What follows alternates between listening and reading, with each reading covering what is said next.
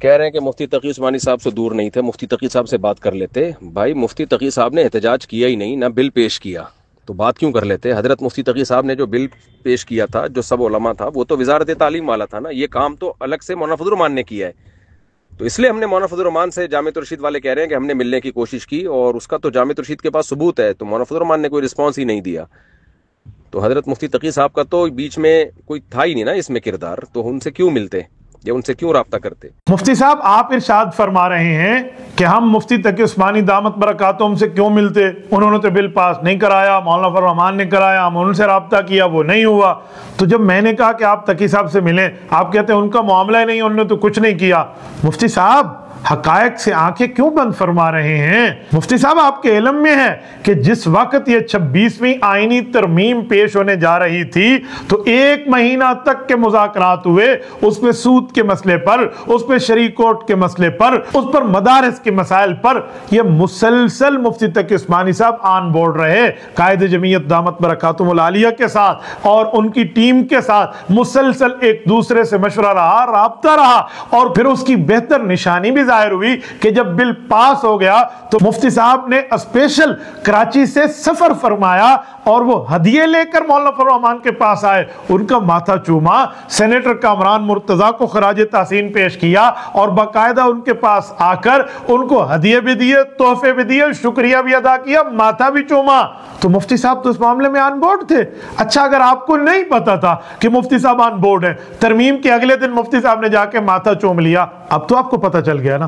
पूरी दुनिया ने देखा, चैनल्स ने देखा, सब ने स्क्रीनों पे देखा, पर नहीं देखा तो जामियतुर रशीद के अहबाब ने नहीं देखा। अब मुफ्ती साहब तो इसमें शामिल नहीं, मुफ्ती साहब शामिल नहीं है। हजरत मुफ्ती साहब वो शामिल थे। मुफ्ती साहब, असल बात बताएं, आप हजरत शेखुल इस्लाम के पास क्यों नहीं गए इस मसले पे, वरना वो आपको उस वक्त फरमा देते कि आपने अकाबिर विफाक की कुव्वत को तोड़ के अलग बोर्ड लिए, अब आप हमारे पास क्यों आ रहे हैं। असल वजह यही थी, आप हजरत शेखुल इस्लाम के पास नहीं गए, हालांकि वो भी कराची में, आप भी कराची में। मौलाना फजल रहमान तो बहुत दूर बैठे हैं वहां से, इस्लामाबाद में, वहां से आपको फ्लाइट पे आना पड़ता और यहां से आप डायरेक्ट बाय रोड आ सकते थे शेखुल इस्लाम के पास। वैसे भी मुरीद को अपने शेख के पास आने में कोई हर्ज नहीं होना चाहिए, वरना तो आपके इदारे जामिया GHQ जामियतुर रशीद में शेखुल इस्लाम हजरत मौलाना मुफ्ती मोहम्मद तकी उस्मानी दामत बरकातुहुम और कारी मोहम्मद हनीफ जलंधरी दामत बरकातुहुम आपके मदरसे जामियतुर रशीद में कई बार तशरीफ लाए। आपके प्रोग्राम्स के अंदर एक प्रोग्राम में तो ये आपका भाई आपके साथ कुर्सी पर बैठ के, उधर मौलाना औरंगजेब फारूकी साहब और बाकी हजरात, जुमला आपके हजरात वहां बैठ के शेखुल इस्लाम की गुफ्तगू सुन रहे हैं और वहां पर बैठ के हजरत कायदे विफाक कारी हनीफ जलंधरी साहब की हमने वहां बैठ के बातें सुनी। आपका तो उनसे बड़ा ताल्लुक था।